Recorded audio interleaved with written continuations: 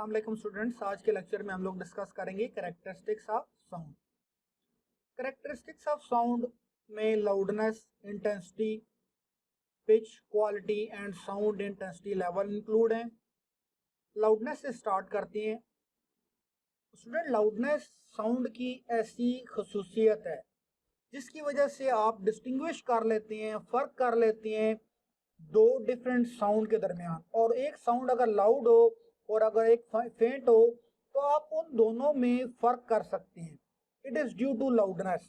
यानी अगर आप लाउडनेस की प्रॉपर डेफिनेशन करें तो लाउडनेस ऐसी कैरेक्टरिस्टिक्स ऑफ साउंड है बाय विच, जिसकी मदद से आप क्या कर सकते हैं, you can distinguish between loud and फेंट साउंड।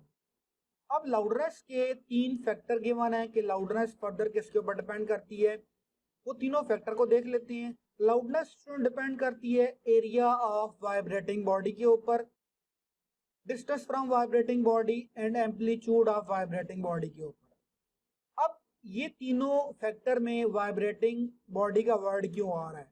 क्योंकि साउंड प्रोड्यूस ही वाइब्रेशन की वजह से होती है। तो अगर ज़्यादा वाइब्रेशन होगी तो लाउडनेस भी आपके पास ज़्यादा होगी। तो इस वजह से हमेशा लाउडनेस के फैक्टर में वाइब्रेटिंग बॉडी को ही वो डिस्कस करना है। अब इन तीनों फैक्टर को फर्दर डिटेल से डिस्कस कर लेते हैं। सबसे पहले फैक्टर है आपके पास एरिया ऑफ वाइब्रेटिंग बॉडी। इस चीज़ को एक्सप्लेन करने के लिए मैं यहाँ पर दो ड्रम बना रहा हूँ। ये आपके पास एक ड्रम है और दूसरा आपके पास एक और ड्रम है। अगर हम लोग बनाएं उस ड्रम का एरिया में ज़्यादा रख रहा हूँ। अब स्टूडेंट, अगर हम लोग इन दोनों ड्रम को बीट करते हैं, अगर आप देखें इनको, अगर हम लोग बीट करते हैं तो इनकी ऊपर वाली ये जो लेयर होती है ये वाइब्रेट करना शुरू कर देती है। अब फर्स्ट वाले ड्रम में अगर आप देखें तो इसका एरिया ऑफ वाइब्रेशन छोटा है। जब आप इसको वाइब्रेट करवाएंगे तो इसका कम एरिया वाइब्रेट करेगा। तो sound produces due to vibration. अगर वाइब्रेशन ही कम है, क्योंकि इसका एरिया वाइब्रेशन का कम है, तो इस वजह से कम वाइब्रेशन प्रोड्यूस होगी। तो स्टूडेंट, ये ड्रम फेंट साउंड प्रोड्यूस करेगा। फेंट कहते हैं मध्यम को। और ये दूसरा ड्रम अगर आप इसको वाइब्रेट करवाते हैं तो इसका जब ये पोर्शन वाइब्रेट करेगा तो ये लाउड साउंड क्रिएट करेगा, क्योंकि इसमें एरिया ऑफ वाइब्रेशन ज़्यादा है। So area of vibrating body के ऊपर लाउडनेस डिपेंड करती है। सेकंड फैक्टर देखते हैं जो कि एम्पलीट्यूड ऑफ वाइब्रेटिंग बॉडी है। इसके लिए मैं एक गिटार की वायर कंसिडर करता हूँ। ये गिटार की वायर है। अब इस गिटार की वायर को जब हम लोग फोर्सफुली प्लग करते हैं तो ये वायर वाइब्रेट करना शुरू कर देती है। और ड्यू टू वाइब्रेशन आप जानते हैं कि साउंड प्रोड्यूस होती है। जब ये वायर स्टूडेंट वाइब्रेट करेगी तो ये अपनी मेन पोजीशन से ऊपर जाएगी, वापस ये नीचे आएगी, अगेन थोड़ा सा और दूर जाएगी। यानी इसका वाइब्रेशन का पैटर्न कुछ इस तरीके से बनेगा। आप देखें तो ये वायर इस वक्त अपनी मीन पोजीशन से यहाँ तक वाइब्रेट होकर आ रही है। यानी इसका एम्पलीट्यूड ऑफ वाइब्रेशन इतना है। ऊपर की तरफ अगर हम लोग इसका एम्पलीट्यूड ऑफ वाइब्रेशन देखते हैं तो वो ये है। दूसरी तरफ एक और वायर कंसिडर करते हैं। इस वायर को हम लोगों ने अगर ज़्यादा फोर्स के साथ वाइब्रेट करवाया है तो ये वायर अपनी मीन पोजीशन से ज़्यादा दूर ट्रैवल करके जाएगी। यानी आप ये कह सकते हैं इस केस में जो एम्पलीट्यूड ऑफ वाइब्रेशन बनेगा वो ग्रेटर होगा as compare to previous wire. थोड़ा सा पोर्शन और बना लेते हैं जिससे ये चीज़ आपको क्लियर हो जाए। अब देखिए तो ये वायर ज़्यादा एम्पलीट्यूड ऑफ वाइब्रेशन रखती है as compare to this wire. तो जिस वायर में एम्पलीट्यूड ऑफ वाइब्रेशन जितना ज़्यादा होगा वो वायर ज़्यादा लाउड साउंड प्रोड्यूस करेगी। तो इस केस में लाउड साउंड प्रोड्यूस होगी और इस केस में फेंट साउंड प्रोड्यूस होगी। अब अगर आप इन दोनों को कंपेयर करें तो इस केस में फेंट साउंड प्रोड्यूस हो रही है, इस केस में लाउड साउंड प्रोड्यूस हो रही है। So due to loudness you can distinguish between these two sound, कौन सी वाली फेंट है और कौन सी वाली लाउड है। सिमिलरली इस केस में फेंट साउंड प्रोड्यूस हो रही है, इस केस में लाउड हो रही है। So you can distinguish between these to कि कौन सी वाली लाउड है और कौन सी वाली फेंट है। अब अगर आप देखें तो जब आपने एरिया ऑफ वाइब्रेटिंग बॉडी को इंक्रीज किया लार्जर ड्रम लेकर तो लाउडनेस इंक्रीज हो गई। You can say loudness is directly proportional to area of vibrating body. Second case में अगर आप देखें तो एम्पलीट्यूड ऑफ वाइब्रेशन जब आपने इंक्रीज किया तो लाउडनेस इंक्रीज हुई, so loudness is directly proportional to amplitude of vibrating body. Third factor के ऊपर आते हैं जो कि डिस्टेंस फ्रॉम वाइब्रेटिंग बॉडी है। अगर आप देखें तो यहाँ पर मैं एक बना देता हूँ इलेक्ट्रिक बेल। ये एक इलेक्ट्रिक बेल है स्टूडेंट। अब ये इलेक्ट्रिक बेल जब रिंग करना शुरू करेगी, जब आप इसको पावर सप्लाई के साथ कनेक्ट करेंगे, अगर आप इस रिंगिंग इलेक्ट्रिक बेल से थोड़ा सा डिस्टेंस के ऊपर यहां पर खड़े हैं,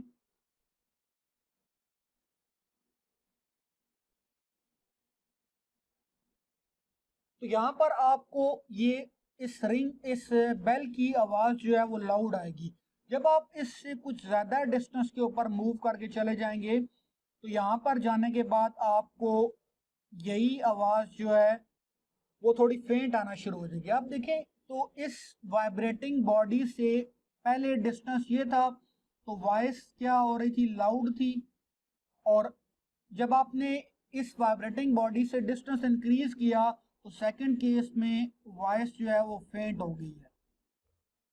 third factor area of vibrating body और एम्पलीट्यूड ऑफ वाइब्रेटिंग बॉडी के साथ थर्ड फैक्टर जो था वो डिस्टेंस फ्रॉम वाइब्रेटिंग बॉडी था। इसके लिए हम लोगों ने एक इलेक्ट्रिक बेल ली है, इसको पावर सप्लाई के साथ कनेक्ट किया है और पहले हम लोग इसके करीब खड़े हो रहे हैं। तो वाइब्रेटिंग बॉडी से आप जितना करीब होंगे उतनी साउंड आपको लाउड आएगी।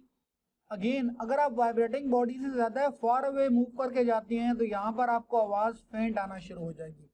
तो यहाँ से आप क्लियर ऑब्जर्वेशन कर सकते हैं कि आप जितना distance from vibrating body increase करते जाएंगे तो साउंड लाउड से फेंट होती जाएगी। So it is the third factor, यानी आप कह सकते loudness is inversely proportional to distance from vibrating body. जितना ज़्यादा ये इंक्रीज होता जाएगा उतनी लाउड से साउंड फेंट होती जाएगी। सो यहाँ पर हम लोगों ने तीन फैक्टर डिस्कस किए हैं जिसमें हम लोगों ने ये देखा है कि लाउडनेस किस किस के ऊपर डिपेंड करती है। सेकंड कैरेक्टरिस्टिक्स ऑफ साउंड के ऊपर मूव करके जाते हैं जो कि पिच है। स्टूडेंट पिच आपके पास एक ऐसी कैरेक्टरिस्टिक्स ऑफ साउंड है जिससे आप डिस्टिंग्विश कर सकती हैं कि कौन सी वॉइस श्रिल है और कौन सी वॉइस ग्रेव है। अगर हम लोग इसको फर्दर इजी लैंग्वेज में अंडरस्टैंड करें तो ग्रेव साउंड हमेशा मेल की होती है और श्रिल साउंड फीमेल की होती है। यानी हम लोग फर्क कर लेते हैं कौन सी आवाज़ फीमेल की है और कौन सी आवाज़ मेल की है। इस चीज़ को जब हम लोग डिस्टिंग्विश कर पाते हैं it is due to pitch, ये पिच की वजह से होता है। अब पिच डिपेंड करती है फ्रीक्वेंसी के ऊपर। फर्दर अगर आप डेफिनेशन प्रॉपर देखें तो बुक पे अगर आपकी लिखी हुई थी कि pitch is the characteristics of sound by which we can distinguish between shrill and grave sound. Pitch student अगर फ्रीक्वेंसी के ऊपर डिपेंड करती है तो पिच और फ्रीक्वेंसी का आपस में क्या रिलेशन है? पिच स्टूडेंट डायरेक्टली प्रोपोर्शनल होती है फ्रीक्वेंसी के।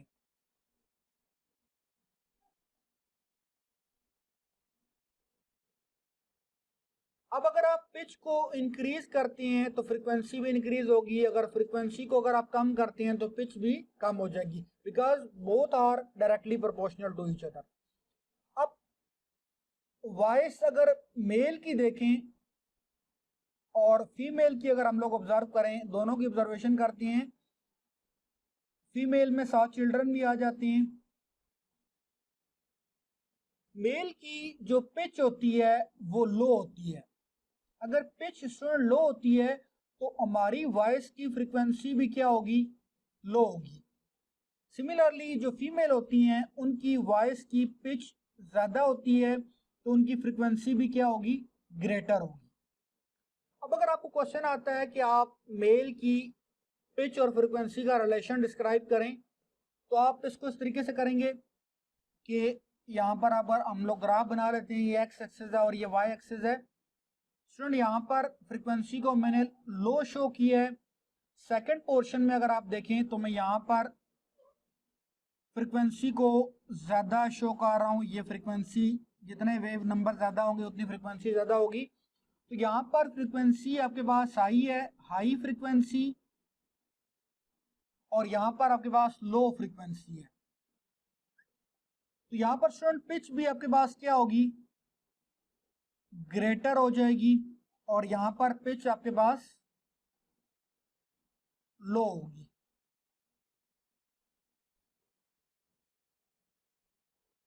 अब हम लोगों ने ग्राफिकली इन दोनों को ऑब्जर्व किया। नेक्स्ट कैरेक्टरिस्टिक्स ऑफ साउंड के ऊपर मूव करते हैं, जो कि क्वालिटी है। क्वालिटी एक ऐसी कैरेक्टरिस्टिक्स ऑफ साउंड है जिससे आप डिस्टिंग्विश कर पाते हैं दो साउंड के दरमियान, अगर उनकी पिच भी सेम हो, अगर उनकी लाउडनेस भी सेम हो।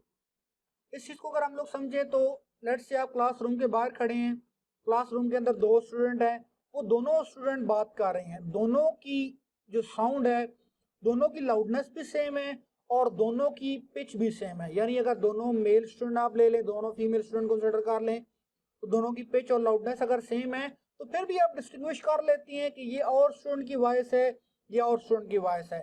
It is due to quality, ये क्वालिटी की वजह से मुमकिन है। क्वालिटी एक ऐसा फैक्टर है जिसकी वजह से आप डिस्टिंग्विश कर लेते हैं कि ये दो डिफरेंट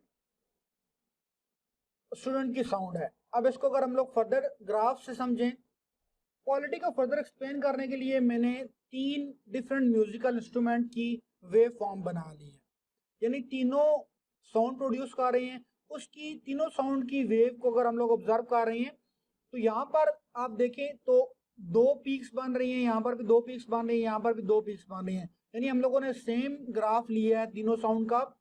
लेट्स से ये पहले इंस्ट्रूमेंट का ग्राफ है। आप देखें कि इसमें एम्पलीट्यूड ऑफ वाइब्रेशन ये रह रहा है, और यहाँ पर भी एम्पलीट्यूड ऑफ वाइब्रेशन अप्रॉक्सीमेटली इतना ही है, यहाँ पर भी एम्पलीट्यूड ऑफ वाइब्रेशन अगर अप्रॉक्सीमेटली इतना ही लें तो तीनों की लाउडनेस सेम हो जाएगी। और अगर देखें तो तीनों की फ्रिक्वेंसी भी सेम है, तीनों की फ्रिक्वेंसी सेम होने की वजह से तीनों की पिच भी सेम है। यानी इन तीनों म्यूजिकल इंस्ट्रूमेंट की पिच और लाउडनेस सेम है। फिर भी अगर आप देखें तो इसकी डिफरेंट वेव फॉर्म बन रही है, इसकी डिफरेंट वेव फॉर्म बन रही है, और इसकी डिफरेंट वेव फॉर्म बन रही है। तो आप इन तीनों के ग्राफ को देख के ये ऑब्जर्व कर सकती हैं कि तीनों साउंड डिफरेंट किस्म की होंगी, जिससे आप क्वालिटी ऑब्जर्व कर सकते हैं कि इसकी क्वालिटी और है, इसकी क्वालिटी और है, और इसकी क्वालिटी और है। So quality is the characteristics of sound by which we can distinguish between two sound of same loudness and pitch. Student last second last characteristics की तरफ मूव करते हैं, जो कि इंटेंसिटी है। इंटेंसिटी की अगर आप डेफिनेशन देखें तो सबसे पहले लिखा हुआ है कि sound energy passing through a unit area. So sound आप देखें तो एक वेव है, आपने फर्स्ट चैप्टर में डिस्कस किया था कि वेव कैन कैरी एनर्जी। सो जब साउंड ट्रेवल करती है तो ये अपने साथ एनर्जी कैरी करती है। अब अगर आप देखें तो यहाँ पर साउंड वेव पास कर रही हैं, तो यहाँ पर साउंड एनर्जी ये साथ लेकर जा रही है, sound energy passing through a unit area.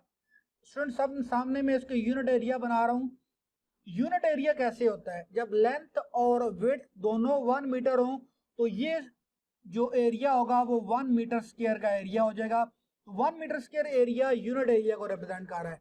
इस यूनिट एरिया के ऊपर से साउंड एनर्जी पास कर रही है, और स्टूडेंट 1 सेकेंड में जितनी साउंड एनर्जी इस यूनिट एरिया से पास करेगी, और ये यूनिट एरिया इस साउंड एनर्जी के सामने परपेंडिकुलरली रखा हुआ है। आप नेक्स्ट डायग्राम में देख सकते हैं कि ये परपेंडिकुलरली साउंड एनर्जी के सामने ये एरिया रखा हुआ है, और ये 1 मीटर स्क्वायर एरिया है।